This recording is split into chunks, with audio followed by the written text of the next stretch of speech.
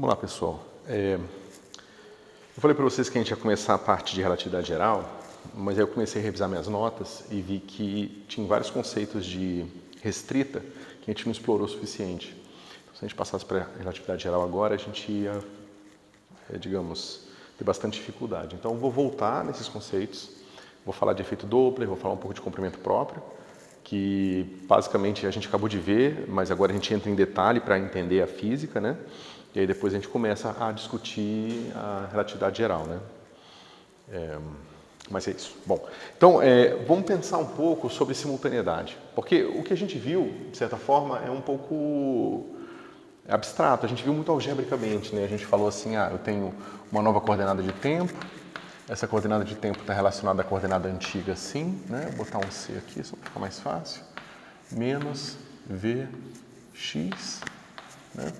E a nossa coordenada nova de posição é essa aqui, que tem um gama aqui, x menos v ct, certo? Deixa eu ver se não errei nada, não. E aí a gente falou, bom, os pontos simultâneos são os pontos que acontecem ao mesmo tempo, né? Ou seja, é o ponto em que o t' é igual a zero. O ponto que t' é igual a zero, a gente, né? Se você fala que o seu t' é igual a zero, é uma classe de pontos simultâneos. São todos os pontos que têm a mesma coordenada t' igual a zero, certo? Mas isso aqui implica em você dizer que Ct, né, é igual a Vx, certo? Ou seja, de certa forma, você está mostrando que x é C sobre Vt. Peraí que eu acho que tem uma coisa errada aqui. Olá, pessoal. Bom dia. Tem uma coisa errada aqui. Onde é que está a coisa errada? Eu multipliquei por C.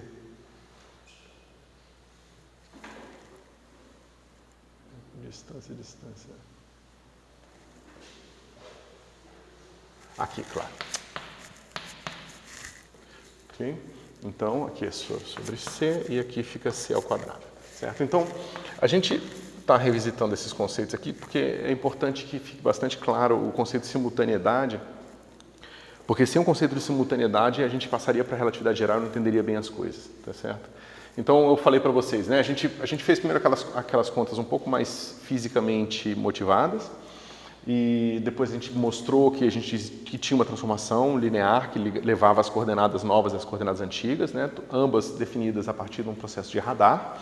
E a gente mostrou que se eu considerasse tempos iguais, ou seja, t' fixos, né, que as coordenadas que se refeririam a esses tempos fixos seriam dadas por uma reta assim, onde você vê que essa velocidade aqui, é uma velocidade que é c sobre v, que é um número maior que 1, certo? Maior que 1 porque a velocidade da luz é máxima. Então, esse número aqui é menor que esse. Quando eu divido um número maior pelo número menor, dá um número maior que 1. Logo, isso implica que c sobre v vezes c é maior que c. Certo? Então, a curva de simultaneidade é uma curva que viaja, entre aspas, com uma velocidade maior que a da luz. Ou seja, se você pensar aqui em tempo e aqui em espaço, você tem aqui 45 graus é a velocidade da luz, você tem V daqui, né? E você tem uma coisa maior que a velocidade da luz, que é esse cara que é C sobre V2. Certo? Só que tem uma maneira melhor da gente entender isso aqui, né? Quando a gente viu ali atrás, a gente deduziu, digamos, as equações precursoras disso aqui, usando aquele sistema de radar, né? Vamos voltar para o sistema de radar e entender por que um observador em movimento vai ver coisas simultâneas diferentes, tá? Então vamos lá. A gente fez essa conta a partir disso aqui, ó. Você tem aqui, olha, grande, tempo, espaço, certo? E aí a gente tem observadores que estão aqui, andando com uma certa velocidade. Deixa eu botar uma velocidade menor. Certo? E eles têm uma certa distância entre eles, né? Eles têm aqui as curvas paralelas e tem uma certa distância aqui que a gente chamou de d', certo?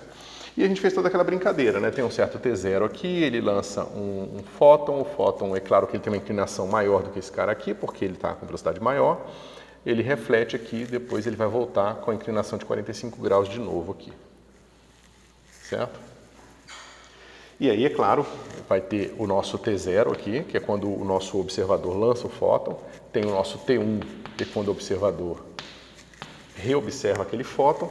E tem um certo T' aqui, que é digamos, o instante onde você teve a reflexão e que demarca a coordenada associada a esse ponto aqui. Certo? Bom, a pergunta é, se o meu D' fosse diferente, o que aconteceria? O D' é essa distância aqui entre essas curvas paralelas, certo? Se o meu D' fosse mais distante, digamos que o meu D' fosse aqui. Certo? Ou seja, mantém-se ainda uma distância fixa entre essas retas, ou seja, a inclinação é a mesma, só que agora eu vou ter esse cara aqui, que eu vou chamar de D', certo? Mas a inclinação do fóton é sempre o mesmo, porque o fóton vai sempre com a mesma velocidade. Então ele vai vir até aqui, certo? E vai refletir de volta 45 graus e vai chegar aqui. Mas você veja que teve uma distância aqui entre esses dois eventos e esse cara está vendo esse fóton refletir mais no futuro, do ponto de vista do sistema de coordenadas Tx. No sistema dele original, lembra? O sistema dele original é assim, ele está parado, é o sistema tal L, né? Então, ele lança aqui um fóton, o fóton reflete aqui, por exemplo, né? E se ele fosse lançar um fóton mais distante, ele veria o fóton simultaneamente aqui. Certo? Então você vê que aqui essa reta é a reta de simultaneidade dele. Esses caras vão ter a mesma distância, vão ter a mesma coordenada de tempo. Lembra, a coordenada de tempo é tal 1 mais tal 0 sobre 2. É a média dos tempos porque você está considerando que a coisa viaja na velocidade da luz, a quantidade de tempo que ela demora para ir é a mesma quantidade que ela demora para voltar. Então esse cara te dá o tal linha. Certo? Se você fixa tal linha, para você mexer nesse cara aqui, ele vai ser proporcional a T1 menos tal 0 sobre 2, porque ela vai e volta, né? Vezes C.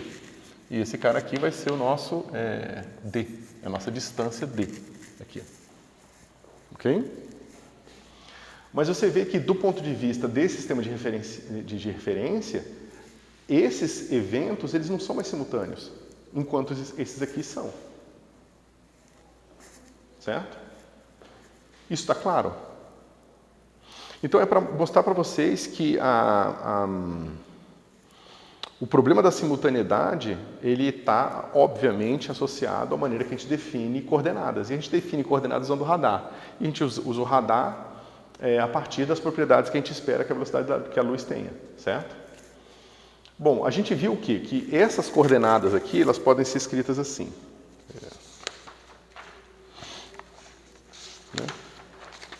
As coordenadas nesse sistema aqui, para esse evento, são dadas assim. P' é T1, tal, T1 mais T0 sobre 2, certo? Mais V sobre C, T1 menos T0 sobre 2, aquela continha que a gente fez lá atrás e usou ela inúmeras vezes já. T1 menos T0 sobre 2 e V T1 mais T0 sobre 2. Vocês lembram dessa continha aqui? Então, deixa eu apagar esse cara aqui.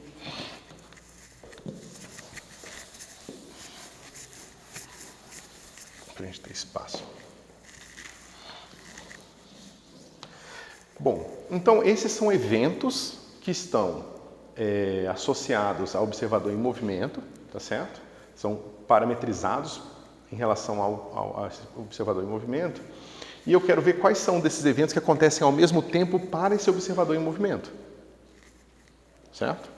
Ou seja, essa curva aqui, eu quero ver como é que ela se dá olhando agora para a questão dos pontos. Então eu quero pontos que tenham T1 mais T0 sobre 2 igual a um tal barra. Eu vou dizer que todos os pontos que acontecem nesse mesmo valor tal barra são simultâneos, porque eles acontecem para a mesma coordenada de tempo médio desses observadores que estão em movimento aqui, certo? Isso aqui está claro ou está meio confuso?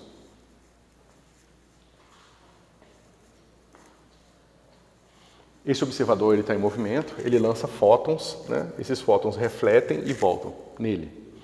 E ele usa isso para parametrizar o espaço. Então, cada ponto do espaço-tempo vai ter um parâmetro dependendo do T0 e T1 que ele mediu, certo? Esse cara, ele pode fazer isso inúmeras vezes, ele pode fazer isso infinitas vezes. E ele vai medir alguns desses caras, várias dessas medições dele vão ter o mesmo valor de tal barra. Tá certo? Que era o que eu tinha desenhado aqui antes, né? Ou seja, nesse caso aqui, ó, o tal L, veja, esse cara tem o mesmo tal barra, esse cara aqui tem o mesmo tal barra, porque ele está medindo o quê? Ele está medindo o mesmo tempo médio aqui. Quando eu pego esse cara mais esse dividido por 2, dá aqui no meio. Quando eu pego esse cara mais esse dividido por 2, dá esse ponto aqui no meio. Todos esses pontos são considerados, pela nossa definição de tempo, simultâneos. E esse cara aqui, ele não sabe que ele está em movimento, ele vai continuar considerando que o tempo simultâneo para os eventos vão ser dados por isso aqui, ó. Certo? Bom, se ele faz isso, o que acontece com a nossa fórmula aqui? A gente, né, fica bastante simples, a gente vai ficar assim. P' vai ser igual a... Aí a gente bota só tal barra aqui, mais... Esse cara aqui, ó, eu vou definir aqui, assim... Lambda está definido como, cadê você? T1 menos T0 sobre 2 vezes V sobre C. Tá certo? Então, é exatamente o que a gente tem aqui, tá? Então esse cara vai ficar mais lambda, ok? E esse cara aqui vai ficar assim. Aqui eu tenho T1 menos T0 sobre 2, T1 menos T0, passo C para cá, divido por V e vai ficar C quadrado sobre V aqui. Então vai ficar assim, C quadrado sobre V, lambda, e aqui mais T barra. Certo? Então, se você considera agora T barra fixo, né, o que vai acontecer? Os pontos que são simultâneos, que vão ter a mesma coordenada T barra, né, vão ser todos os pontos com lambdas diferentes. Professor, não seria VT barra? VT barra, isso. Isso. Então, os pontos aqui, né, se você pensa no lambda igual a zero, é a própria reta que a gente está seguindo aqui, a própria reta do observador. Tá certo? E se você coloca, se você vai aumentando o lambda, você vai vendo que esses caras vão seguir uma reta com uma velocidade engraçada aqui. Essa mesma velocidade que a gente viu aqui, ó. Tá vendo? Então, deixa eu só escrever uma última coisa. E a gente tinha visto também que lambda é igual a gente tinha encontrado que C T1 menos T0 era igual a sobre 2 D' dividido por 1 menos V2 sobre C2. Certo? Ou seja, isso aqui implica que lambda vai ser igual a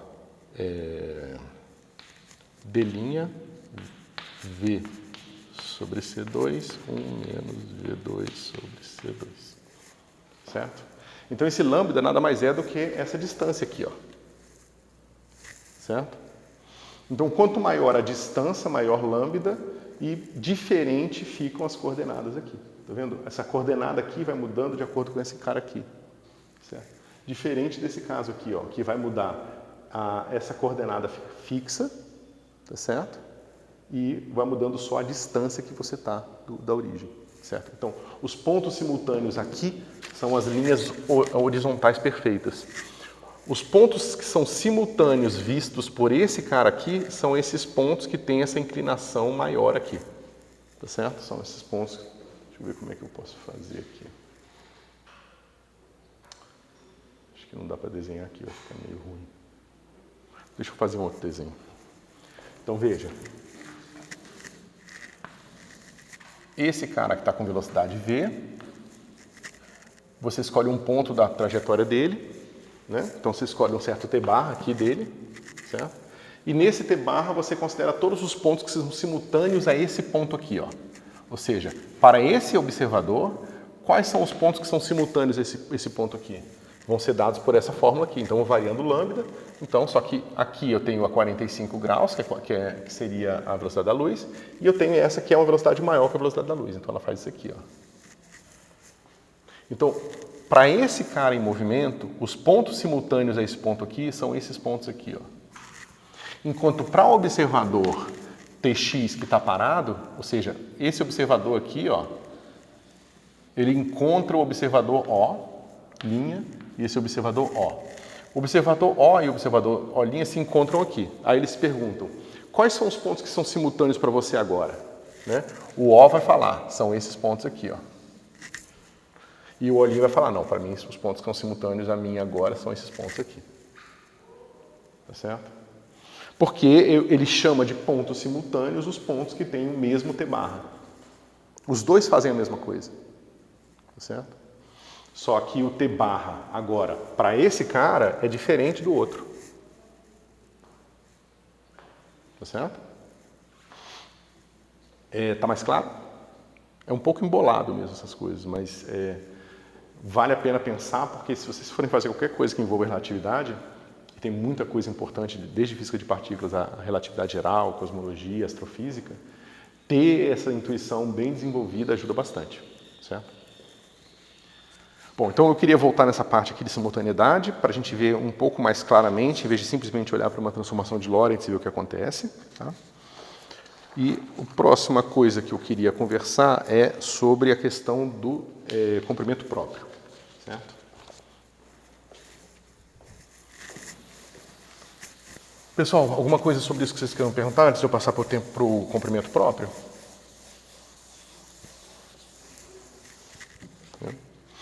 Então, a gente tinha visto que no nosso sistema do espaço-tempo, a gente tem aqui dois eventos, né? Esses eventos, eles são, né? Lembra, a gente tem três tipos de eventos. Esses eventos aqui, que estão ligados por uma velocidade v menor que c, é um evento tipo tempo.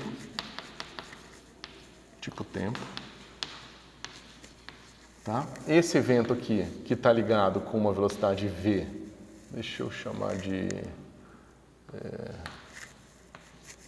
vt é menor que c, um evento do tipo espaço, ele tem uma velocidade maior que c. Tá certo? Não significa que exista uma coisa física que se propagando aqui. É só se você traçar uma reta ligando esses dois pontos, essa reta tem uma inclinação maior que a da luz. Certo? Só isso. E você tem um evento tipo nulo, certo? Que é o evento, esse cara aqui é o tipo espaço.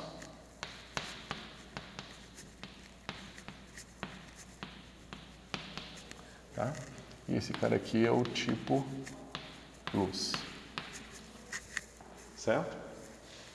Então são os três tipos de evento que a gente tem. A gente acabou de pensar um pouco sobre os eventos tipo tempo, né? O que acontece com eles, quem são os caras simultâneos a ele. E aí a gente pode usar essa mesma lógica para definir comprimento, certo? Porque veja, nesse referencial aqui, o comprimento é essa distância aqui, certo? Você pode imaginar que se esse observador que está nesse referencial aqui carrega uma régua, essa régua vai medir essas distâncias aqui, certo? Mas, se você se perguntar qual é a distância entre esses pontos aqui, ó, não existe resposta clara, tá certo? Nem aqui, né? É a mesma coisa naquele outro referencial. Se eu tenho dois eventos que não acontecem ao mesmo tempo, qual é a distância entre eles? Não sei. Qual sentido faz essa pergunta? Né? Aí a gente dá sentido a essa pergunta. Como é que a gente dá sentido a essa pergunta? A gente vai inverter aquela lógica ali.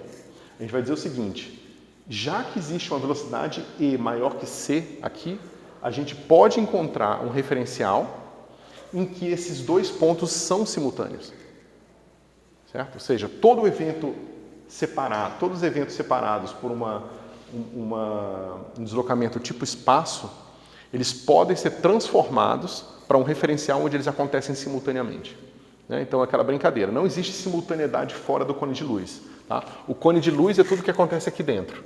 Tudo que acontece aqui fora não existe simultaneidade. Porque sempre existe um referencial onde uma coisa acontece antes da outra e outro referencial onde o oposto é verdade. Tá certo?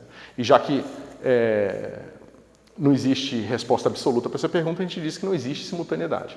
Dentro do cone de luz, não. Dentro do cone de luz, a gente nunca pode fazer uma mudança de velocidade maior que a da luz, então a gente não consegue mudar a ordem, a cronologia dos fatos aqui dentro. Tá certo? Bom, então como é que a gente faz para fazer essa brincadeira ao contrário? A gente sabe que esse cara tem uma inclinação VE que é maior que C. Certo? Mas a gente está vendo aqui. Que isso aqui também é uma velocidade maior que C.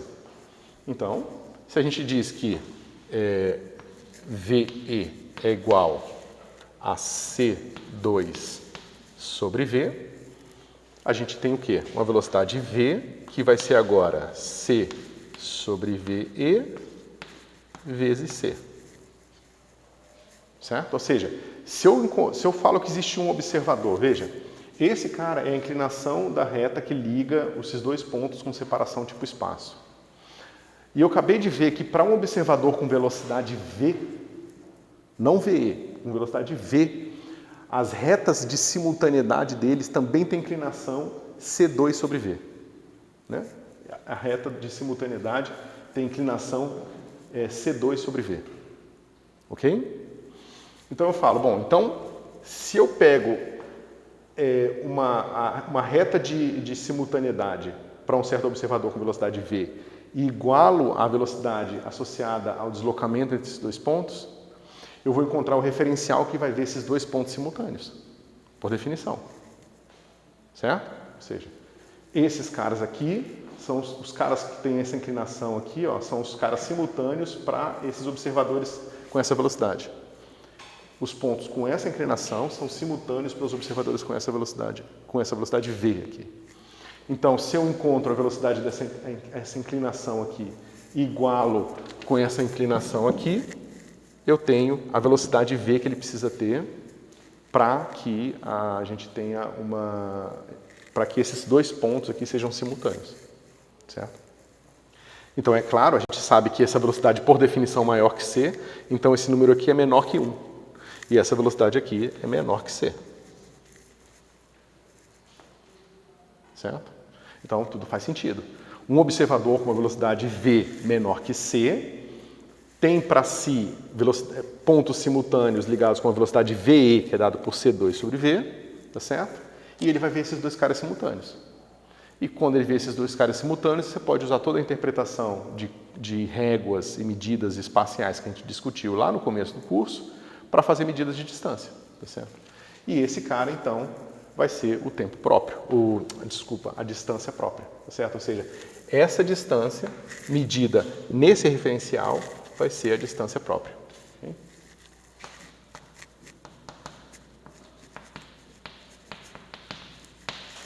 Própria. Tá certo? Como é que isso se dá? Deixa eu ver. A gente precisa falar.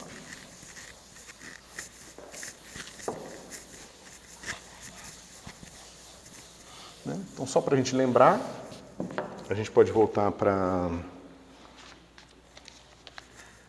o nosso delta x linha 0 vai ser igual a gama delta x0 menos v sobre c delta x1, tá certo? E delta x linha 1 é igual a gama delta x1 menos v. Vocês lembram disso da aula passada? Então, se a gente bota aquela velocidade lá, aqui, o que vai acontecer? O deslocamento no tempo vai ser 0, porque eles são simultâneos, e a gente vai encontrar que delta x1 é 1 linha 1 ou 1 linha? Ah, tanto faz, 0 linha. Esse cara aqui vai ficar gama delta x linha menos. Aí veja, se a gente pega essa inclinação aqui, aqui a gente já tinha visto, vai ficar ΔX0 sobre ΔX1, ΔX0, certo? Isso aqui vai ficar 1 sobre raiz de 1 menos, deixa eu lembrar, isso, ΔX0, ΔX1 ao quadrado, certo? Esse cara aqui eu vou tirar mínimo múltiplo comum, vai ficar assim, 1 sobre ΔX1 e aqui ΔX1 ao quadrado, ΔX0 ao quadrado. Ou seja,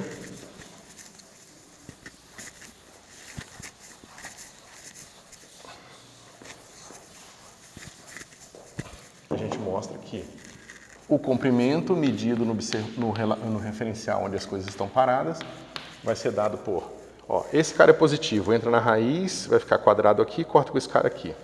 Vai ser a mesma expressão que eu tinha aqui, sobe a raiz. Então esse aqui vai ficar raiz de ΔX1 ao quadrado menos ΔX0 ao quadrado, certo? Isso, pessoal, é novamente a explicação do nome, tá? O deslocamento tipo tempo é o deslocamento que você pode transformar num referencial, onde os dois pontos estão no mesmo coordenada espacial, e logo o que se mede entre aqueles pontos é o tempo. Então, um deslocamento tipo tempo é um deslocamento que você é capaz de medir absolutamente um tempo entre eles. Um deslocamento do tipo espaço é um deslocamento tal que você pode medir uma distância espacial entre esses dois pontos com aquele deslocamento, certo? Tanto que esse cara aqui é a distância espacial. A gente tinha visto, né, equivalentemente, o tipo tempo sendo assim. Né? É claro que aqui eu preciso estar no primeiro caso. Certo? É por isso dos nomes. E o outro chama tipo luz ou tipo nulo. Por quê? Porque quando a velocidade é a velocidade da luz, ΔX0 é igual a ΔX1. Então, quando você vai para a velocidade da luz, ΔX1' é igual a ΔX0', que é igual a zero. Tá certo? Ou seja, nesse outro referencial, esses caras se aproximam de zero. Então, é tipo nulo porque o que você mede é zero. Tá certo? Então, os nomes se dão por causa disso. Ok?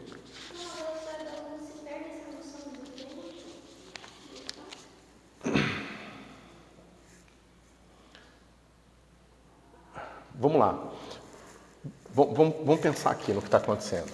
Não é que a gente perde a noção, é que a maneira que a gente definiu as coordenadas fica ruim.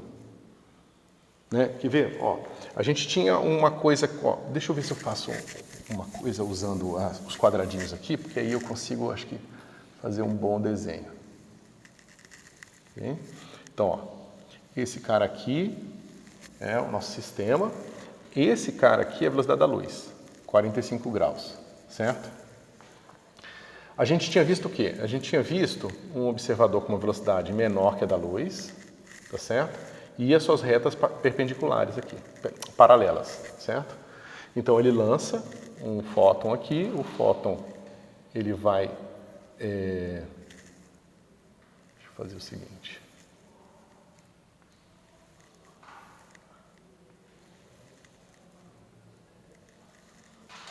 Caramba, eu podia comprar uma régua.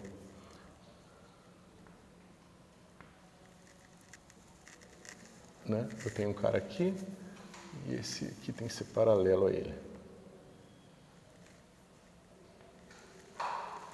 Ok? Ele vai lançar um fóton aqui, que vai sair 45 graus, vai refletir aqui e depois vai voltar lá, certo? Agora, o que vai acontecer se eu estiver me aproximando da velocidade da luz aqui? O que vai acontecer com o fóton que eu vou lançar?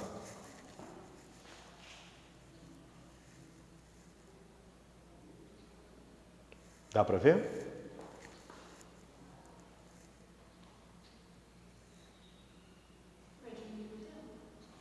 Vai aumentar muito, né? Porque veja o seguinte, ó.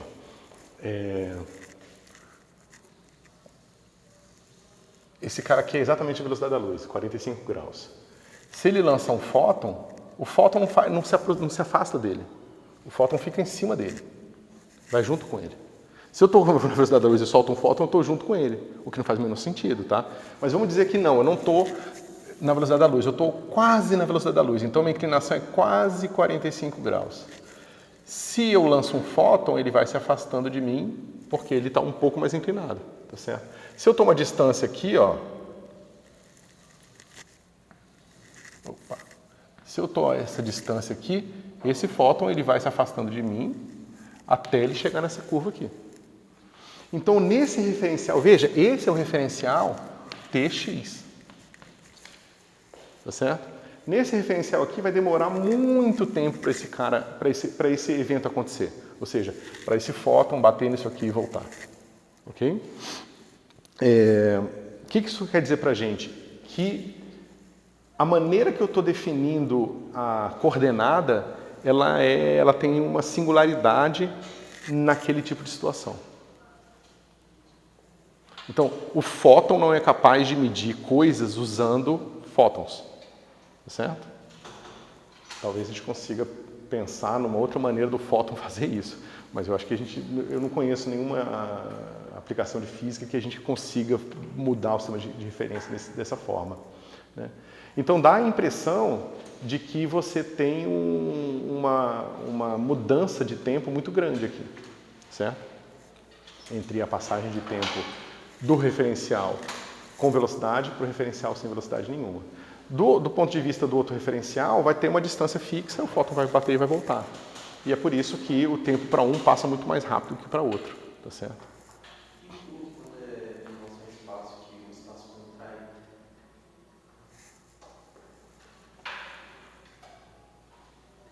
Espaço contrário. Deixa eu ver se eu consigo.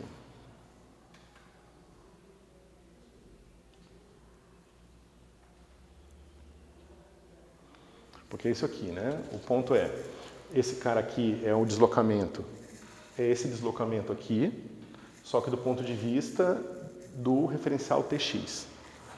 Do ponto de vista do referencial onde esses pontos ficaram simultâneos, né? Ou seja, não vão ser mais esses caras aqui, vão ser esses pontos aqui, entendeu? A diferença é que os simultâneos agora, eles estão deslocados em relação eles estão deslocados no tempo em relação ao referencial original. Então, a questão da contração do espaço, ela é muito mais delicada. Eu acho que vale a pena a gente falar disso. Deixa eu traçar aqui um desenho do que acontece na contração do espaço.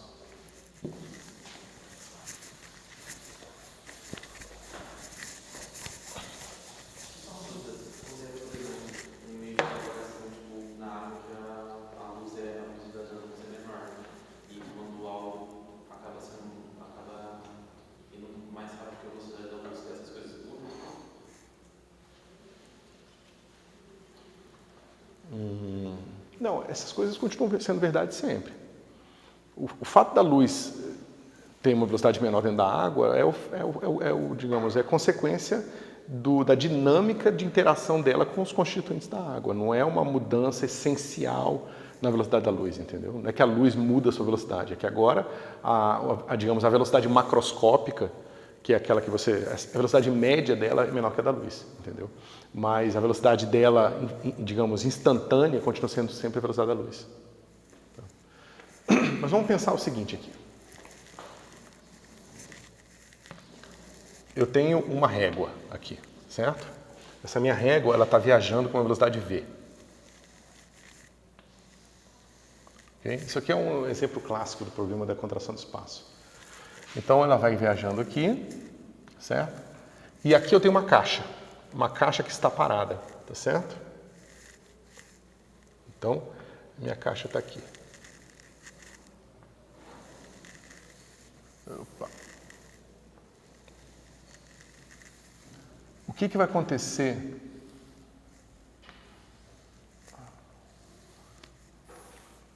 do ponto de vista dos dois referenciais? Então, aqui eu estou no Tx. Quais são os eventos que eu vou perceber? Eu sou observador em Tx, Eu consigo medir essas coordenadas todas aqui, tá certo? Eu tenho um observador em cada linha aqui. Eles estão medindo esse tempo t e estão usando as minhas réguas cartesianas, euclidianas para medir espaço. Então eu vou ver três coisas acontecendo, duas coisas na verdade. Eu vou ver o evento A, é que entra, né? A R entra, começa a entrar na caixa. Então a caixa está aberta, a minha régua passa pela borda e começa a entrar na caixa, certo? Quando eu chegar nesse... tá ruim esse desenho. Porque eu fiz de forma a estar o mesmo tamanho, era para chegar ao mesmo tempo. Tudo bem. A gente conserta assim. Pronto. Né? Eu fiz aqui a caixa, tá vendo? 2 quadrados aqui, 2 quadrados aqui. Então a caixa tem o mesmo tamanho da régua, tá certo? Então eu tenho o evento B aqui, ó. O evento B é aqui, digamos, eu tenho 2 pontos da régua, tá? Eu tenho o ponto A e o ponto B. Então, no evento 1, A entra, tá? E no evento 2, B entra. Ok? Agora, o que vai acontecer do ponto de vista do observador em movimento?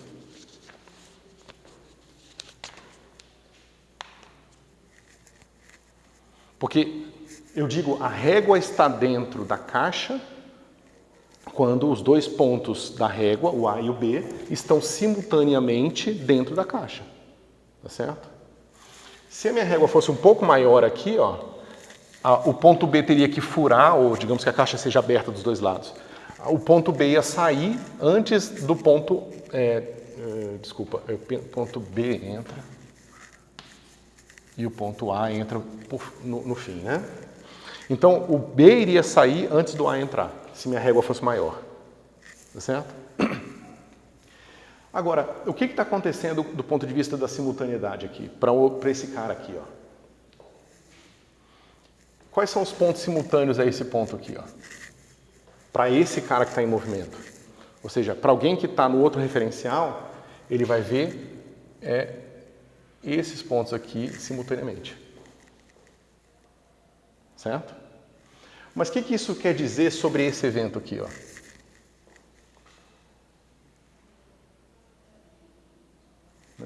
Esses caras aqui, ó, vão ser os eventos simultâneos para esse observador. O que esse observador vai perceber?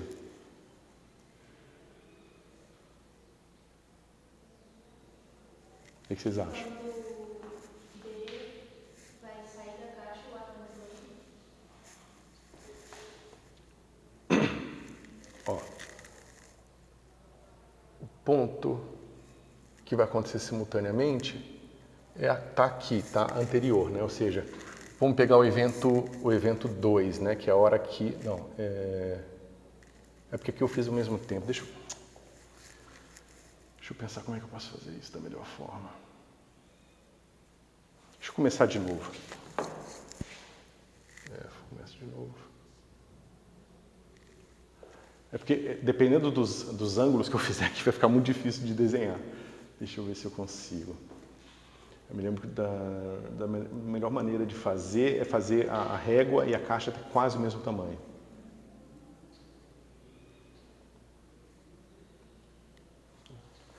Ok, então deixa eu apagar esse aqui.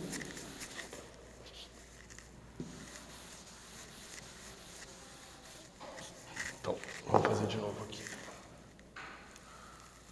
Ok, e aí... Tá. Esses são os pontos simultâneos para o meu observador. Não vou desenhar esses não, porque vai ficar muito poluído. Esse cara aqui é o evento... Esse cara aqui eu vou chamar de evento 1, tá certo? Esse cara aqui eu vou chamar de evento 2, tá certo? E aí, se a minha caixa fosse um pouquinho maior, se minha régua fosse um pouquinho maior aqui, esse evento é o evento 3, tá certo? O evento 3 está acontecendo depois do evento 2, para esse observador T e X, tá certo? Mas se ele está acontecendo depois para esse observador, significa que que a régua não estava o tempo todo dentro da caixa. Certo? Agora, o que vai acontecer para o outro observador? Era o evento 2, o ponto B já entra, o ponto A entra na caixa. O ponto 1B entra, o 2 B sai e o 3 A entra.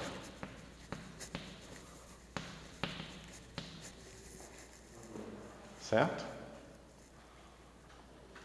Agora deixa eu ver como é que eu faço para desenhar o outro caso.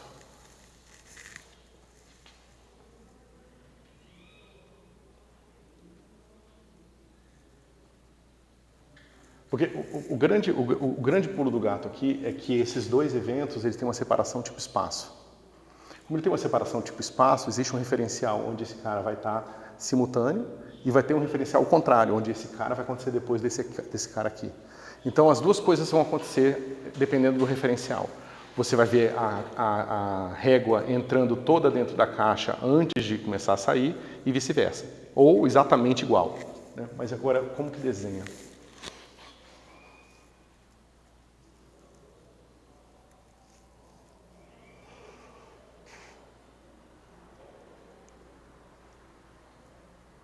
Eu tinha feito isso aqui, deixa eu usar aqui, eu acho que eu fiz em algum lugar.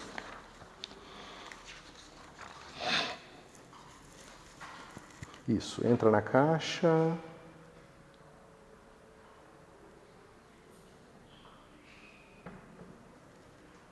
Não fiz o detalhe aqui.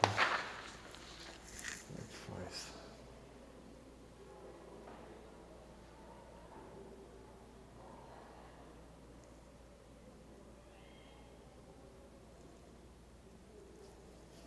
No caso, eu acho que o A entre junto com o B ao mesmo tempo.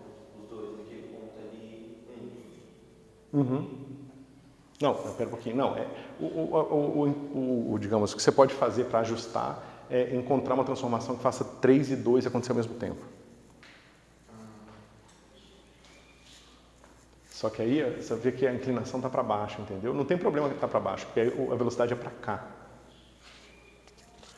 Agora, será que eu errei o sinal, então?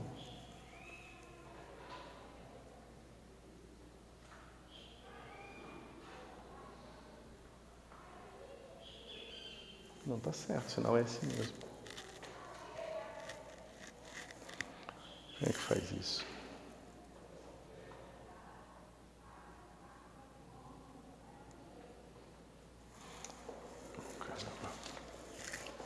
Se eu não lembrar aqui, pessoal, eu vou desistir, aí na próxima aula eu trago a explicação. Esse negócio é sempre confuso, cara.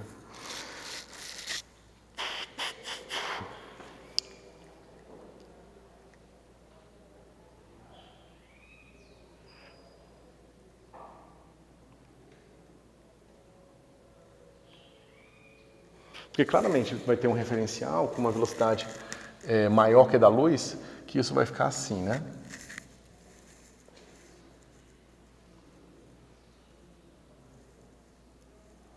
E para esse referencial, esse evento aqui acontece antes desse evento aqui. Tá vendo? A régua está dentro da caixa, enquanto o fim dela, né, o A, está entrando na caixa. E essa inclinação era uma inclinação tipo espaço, então você sempre pode encontrar um referencial que vai vir dessa forma, entendeu? Mas não era exatamente essa, não é a melhor maneira de explicar isso.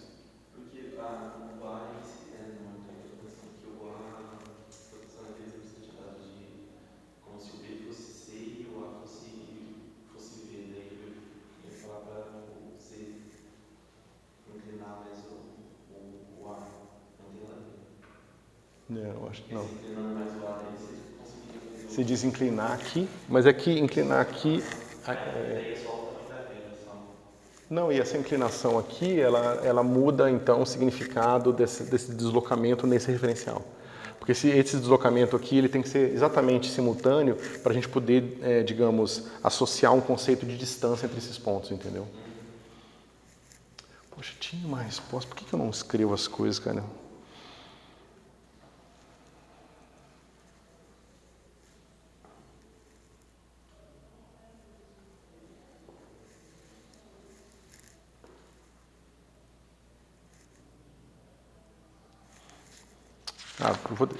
Depois eu vou relembrar disso aqui, aí eu falo direitinho para vocês, tá bom?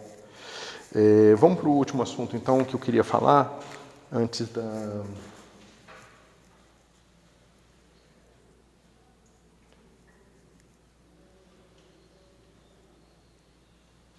eu não vou lembrar, não. Vamos para o último assunto antes da gente passar para a relatividade geral, tá? Vocês já viram alguma coisa de gravitação newtoniana? Nada, né? Tá. Muito menos força de maré, né? Maré. Já ouvi falar, mas tipo, eu nunca consegui avançar nisso. Tá. É que não, eu estava preparando as notas da parte de relatividade geral, e aí eu queria saber o quanto vocês já tinham visto. Se vocês já tivessem visto pelo menos o básico ali da mecânica da gravitação newtoniana, ia ser mais fácil. Eu estudei como vestibular, mas eu não sei se eu lembro. Tá. Eu não lembro essas coisas. Tá. Bom, então vamos ver aqui o efeito Doppler.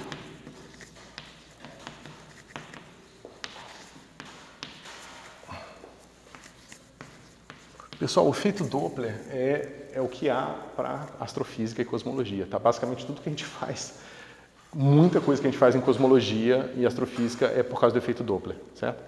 Então, basicamente o que acontece é o seguinte, quando você está em movimento em relação a um feixe de luz, a gente acabou de ver que as coisas não mudam, porque a luz continua se propagando à velocidade da luz.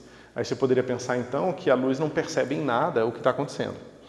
Mas o que a gente vai ver é que a luz, frequentemente, e aí estou fazendo até um trocadilho, frequentemente associada a ela tem uma frequência, ou seja, aquilo que está emitindo a luz emite com uma certa frequência. Então a luz ela vai ter um pico e um vale, né? Então digamos que você tem um feixe de luz que está vindo de uma variação de algum tipo de material, né? Então, por exemplo, quando você manda uma onda de rádio, que nada mais é do que onda eletromagnética, que é a luz, a antena, ela oscila lá, uma corrente dentro da antena, e essa corrente dentro da antena vai emitir uma onda, né? E a maneira que essa corrente oscila na antena, ela tem uma frequência, então ela vai oscilando e vai emitindo luz, tá certo? Então, a luz, ela está sempre associada a uma certa frequência de oscilação, certo? Se ela está associada a uma frequência de oscilação, será que eu consigo perceber alguma coisa sobre a velocidade da luz, ou da velocidade relativa que eu estou à luz, ao ver diferenças em frequência? E a resposta é sim. Então a luz continua sempre se propagando à velocidade da luz, mas a frequência dela muda. E o fato da frequência dela mudar me permite fazer uma série de medidas, ou seja, digamos que eu estou aqui observando, eu estou no planeta Terra, eu estou observando uma estrela aqui, certo? Digamos que a estrela está pertinho e que eu possa desprezar efeitos cosmológicos, tá certo? Então, o que acontece dentro dessa estrela aqui? Vai ter hidrogênio, vai ter hélio, certo? E esse cara aqui, o hidrogênio e o hélio, eles vão ter estados ligados, né? Vocês aprenderam isso lá no ensino médio, que esse cara aqui ele vai capturar, né, o hidrogênio, ele vai pegar um hidrogênio ionizado mais um elétron, né, e vai para o hidrogênio, certo? Mas existe uma energia de ligação entre esses dois caras aqui. Então, tanto esse evento quanto esse evento aqui, né? Então, você tem esse cara aqui, vai sair. Deixa eu escrever aqui embaixo. Você tem hidrogênio mais um fóton, vai virar hidrogênio ionizado mais um elétron. Tá certo? E você tem que o hidrogênio ionizado mais um elétron, eles se juntam e resulta num hidrogênio neutro mais um fóton, certo? A pergunta é, qual é a energia desse fóton aqui?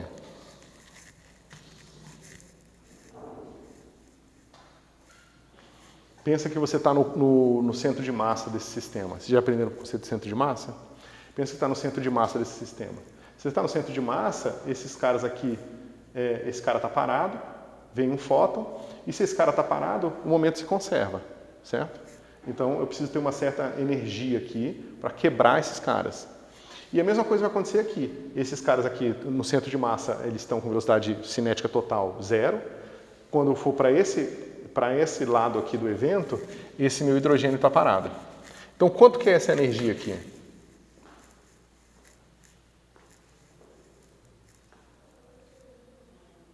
É o que a gente chama de energia de ligação, né? É a quantidade de energia necessária, é a quantidade de energia associada à força, né, à interação eletromagnética que atrai o elétron para ficar próximo do próton, certo? Vocês vão ver lá em Física Matemática 2, em Mecânica Quântica 1 ou 2, vocês vão calcular esse número aqui, 13,6 eletronvolts. E o mais bonito é que você calcula isso aqui só usando física matemática. Ou seja, você vai, constrói uma equação de Schrödinger, resolve a equação de Schrödinger e encontra esse número aqui. E aí você vai para uma estrela e procura. Porque o que vai acontecer? É claro que vai ter emissão de fótons com várias frequências e energias diferentes. Mas essa é uma energia especial, porque ela acontece somente, ou seja, esse evento só acontece para essa energia em especial aqui. Tá certo? Aí eu pego os fótons que essa estrela está enviando, porque essa estrela está enviando um monte de fóton, porque tem um monte de evento complicado acontecendo dentro dela. Outras coisas que geram fótons também, que é a aceleração de cargas, aceleração de cargas e assim por diante. Então eu vou observar para esse negócio aqui com um espectrógrafo. O espectrógrafo, o que ele vai fazer? Ele vai medir todos os fótons com uma certa frequência. Então eu vou pegar aqui, frequência e energia é a mesma coisa para o fóton, tá? Então eu pego aqui HNI, que é a energia do fóton, e aí eu conto, basicamente eu tenho um espectrógrafo que é um mecanismo que mede quantos fótons chegaram com essa frequência aqui. Aí eu meço quantos que chegaram com essa frequência aqui. Eu meço quantos, né? É como se eu tivesse uma caixinha que só entrasse fóton com uma certa frequência. E vou medindo esses caras todos aqui, ó. Né? Aí eu chego em 13,6 e acontece uma coisa assim, ó. E assim continua. Né? Fazer uma coisa assim. Isso aqui é sinal de abundância de hidrogênio na minha estrela. Só que o que acontece é que esse 13,6 ele não é um contínuo, ele é discreto, é 13,6 e ponto final. Quando eu meço, né, no caso o hélio, vou ter o hélio neutro, eu vou ter o hélio uma vez ionizado e vou ter o hélio duas vezes ionizado. Porque o hélio pode ter dois elétrons nele, certo? Quando ele está duas vezes ionizado, ele não tem nenhum elétron nele. Quando ele agarra um elétron, ele lança uma energia que já não é mais 13,6, é um outro número fixo. Quando ele pega o segundo elétron, também é outra energia de ligação, que pega outro elétron e lança um fóton com outra energia. Então eu tenho um padrão de picos aqui. Dependendo da quantidade de, né, aí vem aqui e aí tem outro pico aqui. É claro que os picos são diferentes, a distância é diferente, mas é só para ilustrar para vocês que eu vou ter esses picos aqui, né, dependendo da abundância de elementos dentro da estrela. Por isso que a gente consegue medir a idade de uma estrela. Você vê quanto que ele ainda tem de hidrogênio. Uma estrela que vai ficando muito velha, ela vai perdendo todo o hidrogênio. Porque o hidrogênio vai fundindo, né, no processo de fusão nuclear e vai formando os elementos mais pesados. Então eu vou vendo menos hidrogênio, depois menos hélio, aí eu vou vendo que a estrela nunca vai ter um elemento mais pesado que ferro. Né? Então você tem toda a parte de evolução estelar, você mede a partir dessas coisas aqui. Agora, por que a gente está falando tudo isso? Porque essa frequência aqui, que está associada à energia do fóton, eu observo vendo essas linhas aqui, certo? Agora, digamos que eu tenho aqui essa energia aqui, vamos chamar de Ni1, essa aqui é Ni2 e essa aqui é Ni3, certo? Aí eu olho para uma estrela e vejo que aquela estrela, ela não tem Ni1, Ni2, Ni3 nos picos, ela tem 3 picos também, mas os picos dela são assim, A vezes Ni1, P vezes A vezes Ni2 e A vezes Ni3. Os 3 picos estão lá, mas eles estão todos deslocados por um fator multiplicativo aqui. Ó. O que isso é sinal? Nesse caso aqui, que eu estou falando que não tem cosmologia envolvida, a gente vai explicar isso aqui com o efeito Doppler. Ou seja, quem diz que essa estrela tem que estar parada em relação a gente? Nada, né? A gente está aqui no planeta Terra, o planeta Terra está em movimento, o Sol está em movimento, A nossa galáxia está em movimento, está todo mundo em movimento. Quando eu olho para uma estrela, dentro da nossa galáxia, ela pode ter uma velocidade relativa a nós. E se ela tem uma velocidade relativa a nós, a frequência dela muda, que é o que a gente vai mostrar agora. Então a gente consegue descobrir a distribuição de velocidade de estrelas dentro da nossa galáxia. E a partir da distribuição de velocidade de estrelas dentro da nossa galáxia, a gente descobre como é que funciona a dinâmica da nossa galáxia. Ou seja, como é que é o movimento das coisas dentro da galáxia. Tá certo? Então, o efeito Doppler que a gente vai ver agora é extremamente importante porque ele serve para isso. Quando a gente vai para a cosmologia, ele fica mais importante ainda, porque tem um efeito Doppler cosmológico, que a gente chama de desvio para o vermelho. Ele tem uma natureza um pouco diferente, mas fundamentalmente é o mesmo tipo de efeito. Tá certo? Então, a gente consegue medir distâncias cosmológicas, velocidades peculiares, que são esse tipo de velocidades aqui, através do efeito Doppler. Tá certo? Então, vamos para a conta.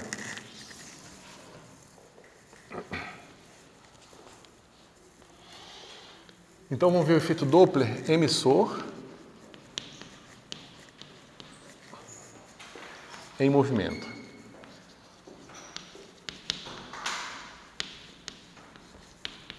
Tá? Tem várias maneiras de a gente fazer esse negócio aqui. Então, a gente tem um emissor que está se movimentando. Então, ele está emitindo luz e está andando. Tá? Então, a gente vê o seguinte. T é o período de emissão.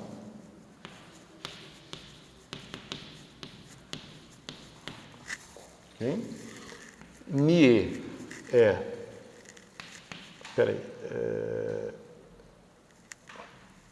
1 sobre tal E, que é a frequência de emissão.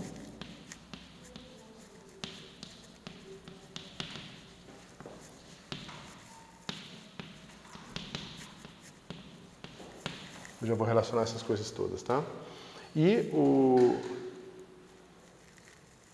pro emissor parado,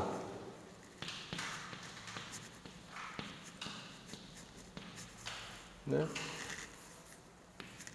Aqui é tal E, tá? Tal E é igual a tal O, certo? Ou seja, a frequência observada vai ser igual à frequência de emissão. Deixa eu apagar aqui. Então vai ficar assim.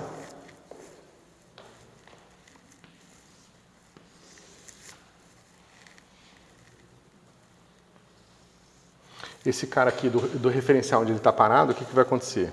Ele vai emitir luz para os dois lados. Certo? Essa distância entre a primeira onda e a segunda onda vai ser o período aqui que a gente tem de emissão, certo? Esse cara aqui é o T de emissão. Então aqui ele lança um segundo fóton, tá certo? Depois um terceiro fóton e assim por diante. Se alguém está parado em relação a ele, o que eu vou ver aqui? Esse cara emitiu, depois ele emitiu. Se eu estou parado em relação ao meu emissor, que eu vou chamar de E, eu vou medir essa distância de tempo aqui. Ela vai ser igual a essa distância de tempo aqui. Esse TO, observado, vai ser igual ao tempo de emissão. Tá certo? Deixa eu tal O. Tal O vai ser igual a tal E. Ok? Agora vamos ver esse cara em movimento. O que acontece, né?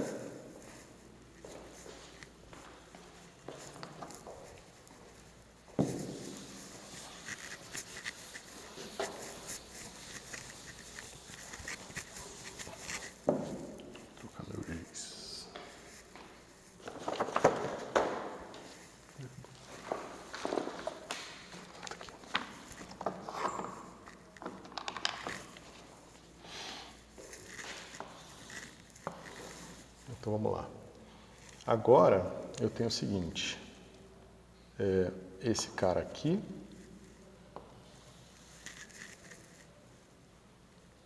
ele vai ter um TE de emissão, tá certo? Deixa eu ver. Como é que eu fiz isso aqui?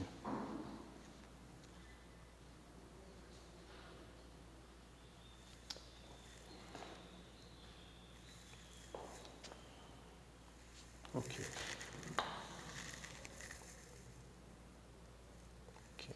Então esse cara aqui, ele está em movimento, então ele vai lançar um segundo fóton daqui. Certo? Deixa eu ver se essa distância aqui é a distância D entre eles. Ok. E esse cara aqui é o tempo de emissão. Tá claro o que está acontecendo?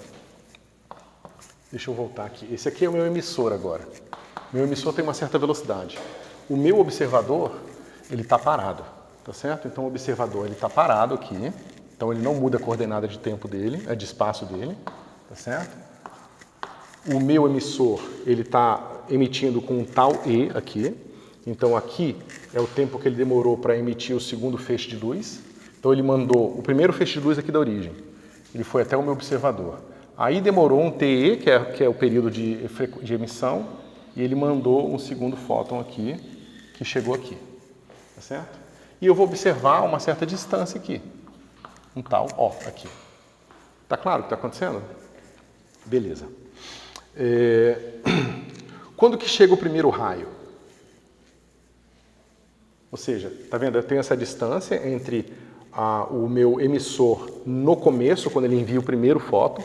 Essa é uma distância D, que ele está aqui do meu observador, certo? Então, o primeiro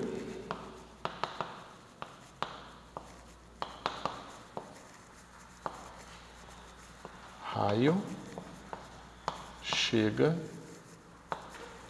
em D sobre C. Tá certo? Essa é a coordenada de tempo que demorou aqui para chegar, tá? Todo mundo concorda que aqui é D sobre C? É o tempo que demora para que a velocidade da luz percorra uma velocidade D, certo? Bom, e agora? O que acontece com o segundo raio?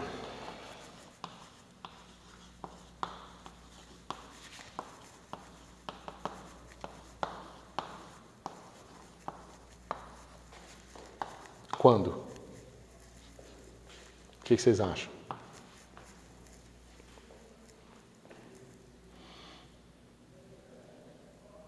Vai ter um certo tempo aqui, tá certo?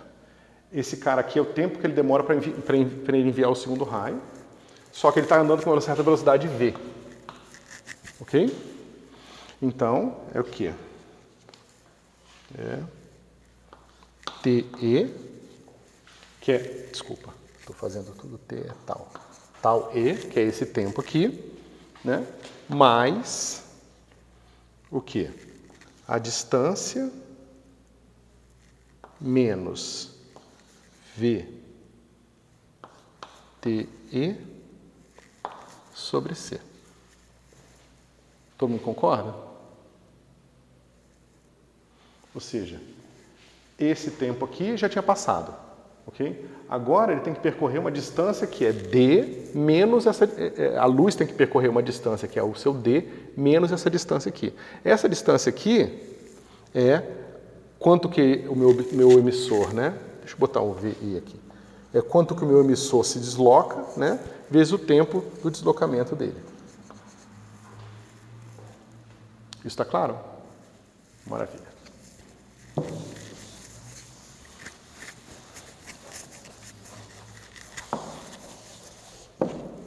Bom, isso diz pra gente o quê? Que esse cara aqui, o tempo de observação, vai ser igual a T tal E mais D menos V tal E sobre C menos D sobre C. Ou seja, esse deslocamento aqui, ó, que é o tal zero, ou tal O, na verdade, de observação, ele vai ser a coordenada de tempo do segundo feixe menos a coordenada do primeiro. Tá certo? Que vai ser dado por aquilo ali. Como é que fica isso aqui? O D sobre C corta e sobra só esse negócio aqui, que vai ser C menos VE sobre C vezes tal E. Ok? E aí, pessoal? O que falta?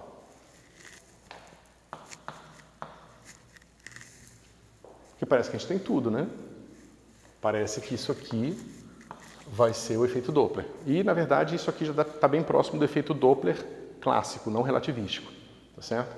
Mas no caso relativístico, o meu emissor, ele tem esse tempo de emissão dele aqui, ó, visto do ponto de vista dele. E esse é o tempo de emissão visto do ponto de vista do observador. Então, aquele cara que está emitindo, aqui a estrela que está emitindo, ela está emitindo a frequência do ponto de vista dela. Ou seja, o elétron está parado nela. Tá certo? Então, se o elétron tem uma certa frequência, se o átomo tem uma certa frequência de emissão, vai ser a frequência de emissão nela. Certo? E como é que a gente relaciona o tempo nela com o tempo visto pelo outro observador? Vocês lembram? É o tempo próprio, né? Então, ela vai medir um certo tempo próprio dela. Esse aqui é o tempo no referencial com velocidade. Ok? Então, a gente tem o seguinte. A gente tem que o tempo, agora eu vou botar o tempo mesmo, de emissão, ele vai ser igual a gama menos 1, o tal E. Vocês concordam?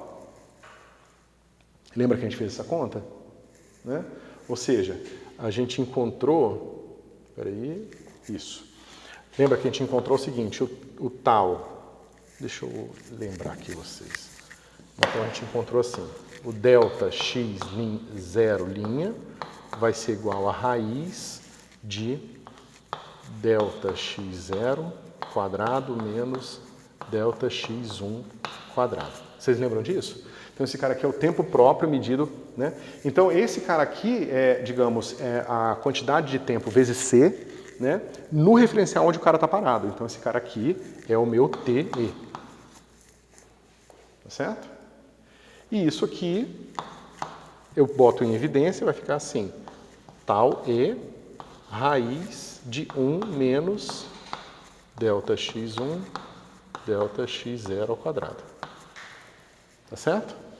Mas vocês lembram a definição do fator gama, né? O fator gama é 1 sobre isso aqui. Então, o tempo próprio de emissão vai ser igual ao tal E gama menos 1. Gama menos 1 é 1 sobre gama só, tá? Podia botar uma barra aqui também, para não pensar que é uma função inversa, tá certo? Então, eu substituo isso aqui.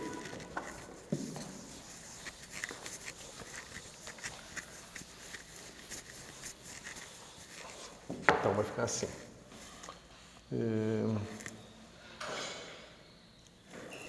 O TO vai ser igual a 1 menos VE sobre C. Deixa eu ver. Eu só botei aqui, só cortei o C aqui, tá?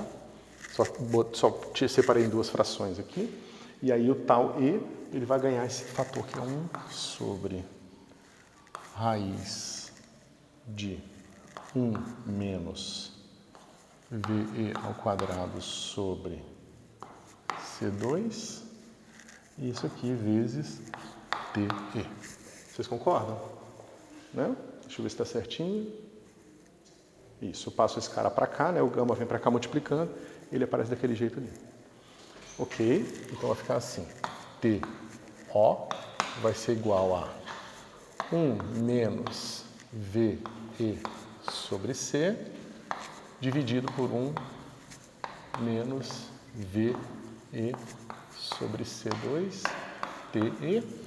Aí eu vou fazer o seguinte, ó, esse negócio aqui é um número positivo, então eu posso botar dentro da raiz com o quadrado, vai ficar assim, uma raizona, 1 menos VE sobre C, dividido por 1 menos VE ao quadrado sobre C ao quadrado. TE. E como é que eu posso simplificar esse negócio aqui?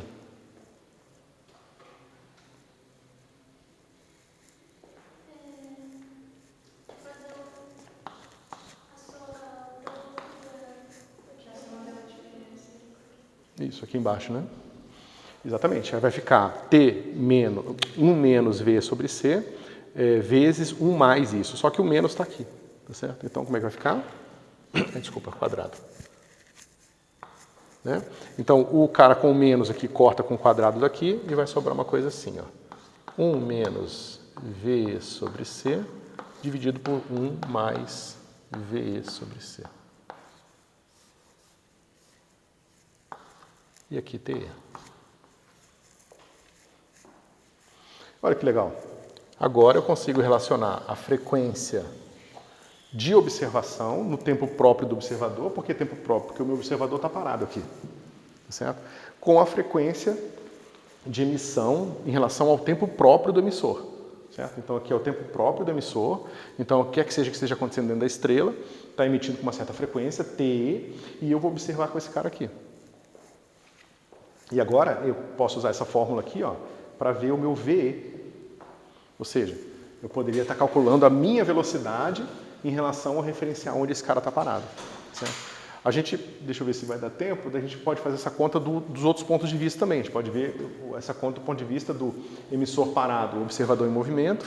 E a gente ainda pode fazer a conta mais complicada, que é o emissor em movimento, o observador em movimento. Mas é tudo igual, tá certo? Porque tanto faz, tá certo? Porque quando a gente reescreve as coisas em termos do tempo próprio, não pode ter diferença aqui nessas coisas, certo?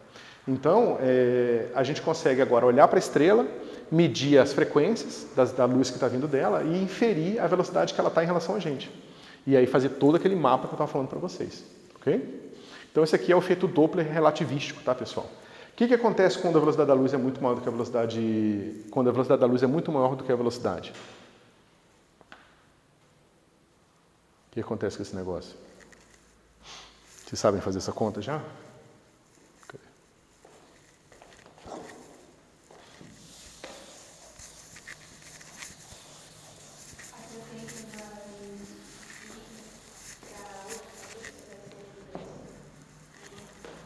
Ó, TO vai ser parecido, mas ainda vai ter uma diferença. V sobre C dividido, peraí se eu não errei alguma coisa. Não, deixa eu só conferir aqui, né? O mais, peraí. O mais está embaixo. Ah, não, tá certo. O menos está em cima e o mais está embaixo, tá certinho. Ok.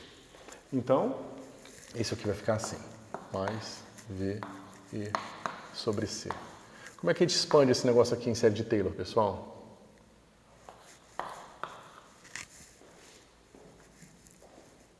Já viram isso? Quanto é que fica essa expressão para V sobre C pequeno?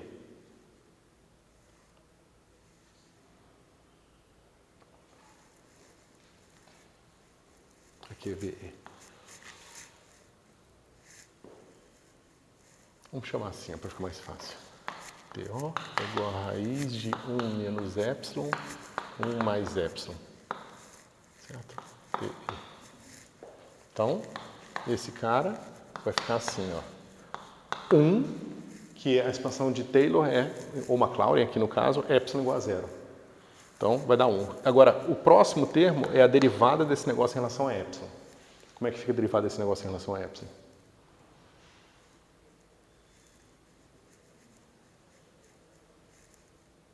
Vamos lá, vai ficar assim. Derivada desse termo aqui vai ficar 1 meio de menos 1, que é a derivada interna, raiz de 1 menos epsilon. Raiz de 1 mais epsilon. Então, não concorda? Eu derivei só esse pedacinho aqui em relação a epsilon. Mais a derivada desse denominador aqui. Como é que fica a derivada do denominador? Vai ficar menos meio, que é o expoente desse negócio aqui. A derivada interna dá 1, né? E aqui vai ficar assim, raiz de 1 menos epsilon, dividido por 1 mais epsilon elevado a 3 meios. Certo? Mas isso tudo aqui é tomado em epsilon igual a 0. Vezes, vou botar com vezes aqui para ter espaço, vezes epsilon. Quanto é que fica?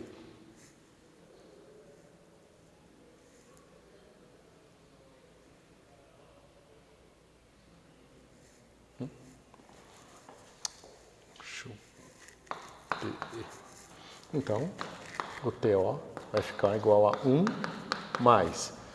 Quando eu botar o epsilon igual a 0, isso aqui dá 1, dá menos meio, esse cara aqui dá menos meio, esse cara todo mundo daqui dá 1, né? Porque epsilon igual a 0 aqui, epsilon igual a 0 aqui, vezes 1, vezes 1, vezes 1. Então esse cara vai ficar só 1 mais epsilon. Tá certo? Então, para o caso não relativístico, essa aqui é a expressão correta para você ver o efeito Doppler. Certo? Se você abrir esse negócio aqui, esse cara aqui vai ser VE sobre C. Certo? E aí você vai ver que isso aqui funciona mesmo quando você pensar na ambulância em relação à sua velocidade, assim por diante. Tá certo? Vai ter a velocidade, digamos, do som no ar, que vai ser o C, no caso da ambulância, e aqui é a sua velocidade em relação à ambulância. E esse fator, essa razão entre essas duas velocidades, dá o efeito Doppler, por isso que você escuta um carro e depois fica mais grosso, depois mais fino, justamente por causa dessa diferença aqui. Ok? Isso está claro para vocês? Vocês tinham visto isso? Efeito Doppler? Não? Esse aqui vocês vão ver primeiro, né? O relativístico vocês vão ver depois em relatividade restrita. Certo? E é engraçado, né? Um negócio tão bobo quanto esse, assim, aparentemente bobo, né? A gente usa para fazer todo o mapa do universo que a gente consegue fazer. Praticamente não há nada na cosmologia que a gente não use isso. Inclusive, com as ondas gravitacionais, que a gente mediu faz uns 10 anos, a gente conseguiu ver com certeza, através desse tipo de efeito aqui, claro que é bem mais complicado do que eu estou falando, mas a gente conseguiu medir com certeza que a velocidade da luz é a velocidade da luz também para as ondas gravitacionais. Então, as ondas gravitacionais, elas andam à velocidade da luz e, de certa forma, a gente consegue perceber isso olhando esse tipo de efeito nas ondas gravitacionais emitidas por duas estrelas de nêutron, dois buracos negros fundindo num só. Bom, deixa eu ver. Esse outro, mais complicado. Bom, eu acho que para efeito Doppler, eu acho que a gente precisa disso aqui só para vocês terem uma ideia, para não ficar uma coisa muito abstrata, certo? Vamos começar a conversar um pouco agora sobre o que acontece com a relatividade geral, né? Então, de certa forma, o efeito gravitacional... Deixa eu reformular. Quando Einstein tenta formular a relatividade geral, ele queria estender esse conceito da relatividade restrita, de que o movimento agora precisa ser sempre visto como uma coisa relativa, tá certo? E a gente viu que referenciais diferentes, eles vão ter transformações de Lorentz, mas eles sempre podem ser caracterizados como referenciais inerciais, certo? E aí você se pergunta, e qual seria a diferença do referencial não inercial? Como é que um corpo sabe que ele está em movimento em absoluto? Como é que o corpo pode perceber um efeito do seu movimento acelerado? Porque pensa o seguinte, imagina que não há nada além do próprio objeto, tá certo? E ele está num campo gravitacional, que ele não consegue perceber por que ele está no campo gravitacional. Se é porque tem um planeta, alguma coisa assim. Então, é como você está em queda livre, tá certo? Como é que você distingue que você está em queda livre, portanto, acelerado, de um movimento retilíneo uniforme? A aceleração, ela causa efeitos sobre o corpo. Por quê? Porque ali você tem a ação de alguma força externa produzindo aquela aceleração. Mas você não sabe. Como é que você sozinho, você é o objeto que está tentando medir isso? Sua intuição está certa, tá? Mas eu quero que você tente entender por que ela está certa. Por que você sente aceleração?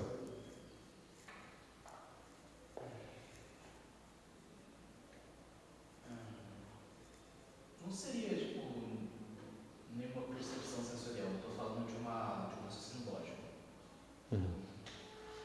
Mas, mesmo logicamente, você teria dificuldade de deduzir que você está Eu precisaria de alguma outra coisa que servisse como referencial para eu ter uma noção. Se depende do observador, então eu teria que ter alguma coisa para eu comparar. Pelo menos seria isso, eu tentaria pensar se não tivesse nada por perto. Vamos pensar o seguinte, eu tenho um planeta aqui, certo? E eu tenho um objeto que está caindo aqui, certo? Esse objeto, você pode dar um zoom nele aqui, ó. Posso pegar ele aqui, dar um zoom, e eu posso pensar nesse objeto assim, ó. Ok? A gente sabe que a atração gravitacional, ela cai com uma distância, certo? Então, você pode pensar, por simplicidade, separar esse objeto em dois pedaços. Você pode pegar a metade de cima, M1, e a metade de baixo, M2, certo? E você pode dizer que existe uma distância, digamos que tem um centro de massa da metade M1 e um centro de massa da metade M2, e tem uma distância Z entre eles. Digamos que essa distância Z está aqui. Okay?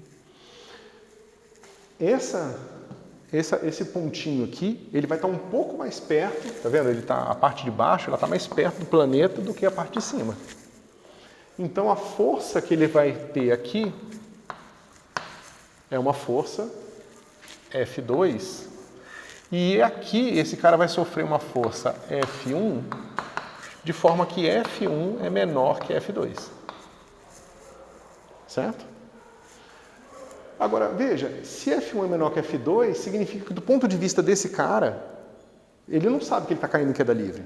Mas do ponto de vista dele, ele consegue perceber que existe uma força maior aqui do que uma força maior aqui. Mas na verdade ele não percebe isso, ele percebe que existe uma diferença de força.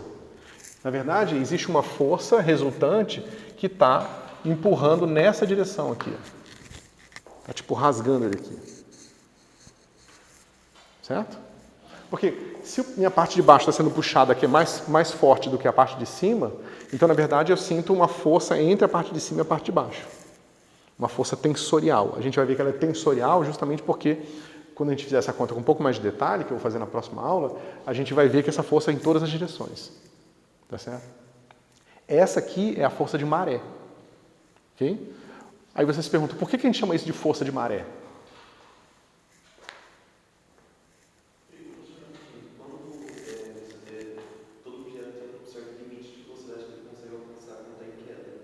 Isso é por causa da velocidade por causa do atrito viscoso com o ar. Quando esse objeto chegar nessa velocidade limite, a força vai ser igual? Não. Você continua sentindo a força de maré mesmo se você estiver parado.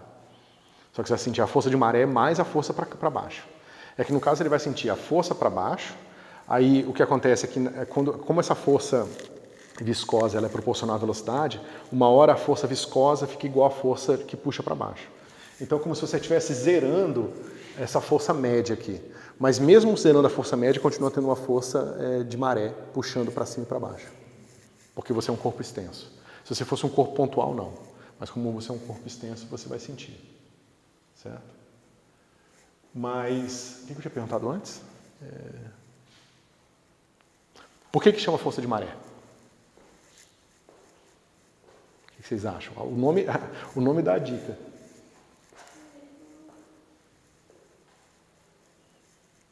Por causa do efeito de maré que o Sol e a Lua causam na Terra. E o que é o efeito de maré? Se a Lua está mais alinhada com um certo oceano, o que vai acontecer com ele? Ele vai achatar aqui, ó, ele vai ter uma força para cá e uma força para cá.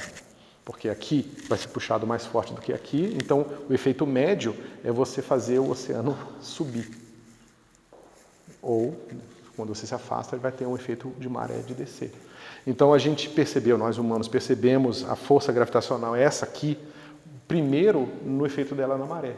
E engraçado que o Sol e a Lua têm efeitos similares, mesmo o Sol sendo muito maior, mas muito mais distante.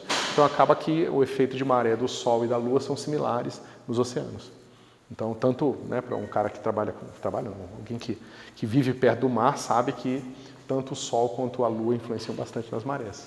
Certo? Uma coisa, professor. A Terra está girando a mais de 1.600 km por hora, velocidade supersônica de rotação. Ou seja, alguém que está lá no... Como é que fala? Polo Norte? Não.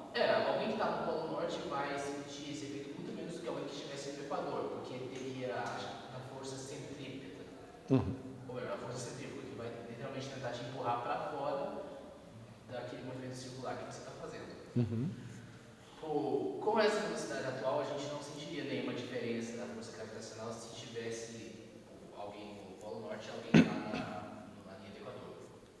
Mas se essa rotação estivesse mais rápida, e supondo que a Terra fosse resistir a uma velocidade tão alta, você poderia ter a sensação da gravidade mais fraca estando no Equador?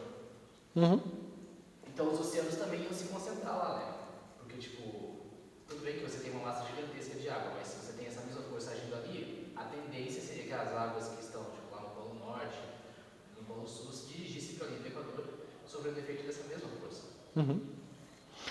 Se você for ver o pessoal que trabalha com esses ciclos marítimos, né, eles têm inúmeras frequências importantes, né, justamente por causa disso, porque você tem uma série de efeitos e o que você está trazendo é um deles, mas você tem que tomar um pouco de cuidado porque a velocidade pode ser muito grande, mas dependendo do raio, aquela velocidade ela vai ter um significado diferente, né? Então, só para dizer que uma velocidade tão alta assim, uma coisa com raio pequeno, ia fazer realmente uma força muito grande, mas num raio grande ela faz uma força menor.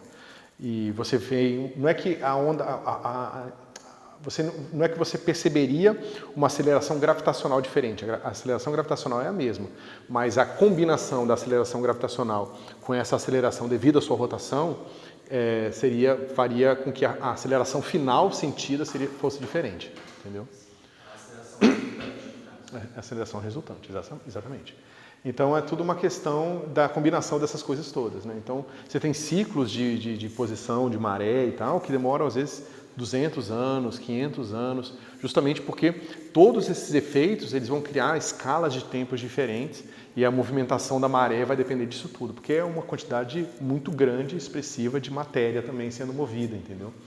Então, é bastante complicado. Existem modelos, assim, extremamente complexos para lidar com esse tipo de coisa. Não dá para você imaginar que o único efeito é o efeito da rotação, então a água veio para cá. A água vai ficar se movimentando de uma maneira dinâmica e bastante complicada. Porque existem várias coisas influenciando, não só uma rotação, não só uma combinação. Exatamente. E ao mesmo tempo. E você tem que lembrar o seguinte, o oceano aquece. O Sol bate no oceano e o oceano aquece. Aí você tem outros tipos de efeito de expansão e contração do volume de água devido à temperatura. Então você tem nessa maluquice toda, além das forças gravitacionais e as forças de movimento associadas ao movimento da Terra, você tem ainda essa parte toda de termodinâmica do movimento dos fluidos, né? Além de outras complicações a mais, né? Do tipo de atmosfera, de como que você tem chuvas e tempestades e movimentos do ar, porque o ar vai ter uma dinâmica totalmente diferente e vai transmitir calor para a água também de uma maneira diferente. Tanto que a gente teve o El Niño aí há alguns anos que modificou bastante o clima normal, o clima usual, né? As ondas que a gente vê na praia, elas se formam pelo quê? Pela força do vento, né? No oceano e depois no meio dele, depois elas se deslocam para frente, imperceptíveis até o momento que se aproximam, porque no raso ela cria esse efeito. Sim. Aí já é uma coisa bastante mais complicada, tem que ver quem estuda exatamente esse tipo de fenômeno para saber o que causa as ondas especificamente. Pessoal, vamos encerrar aqui, então eu vou passar ali o negócio da caixa, da contração do espaço, que é importante, e aí depois eu vou continuar, a gente vai ver a parte de efeito de força de maré na gravitação newtoniana antes de passar para a relatividade geral.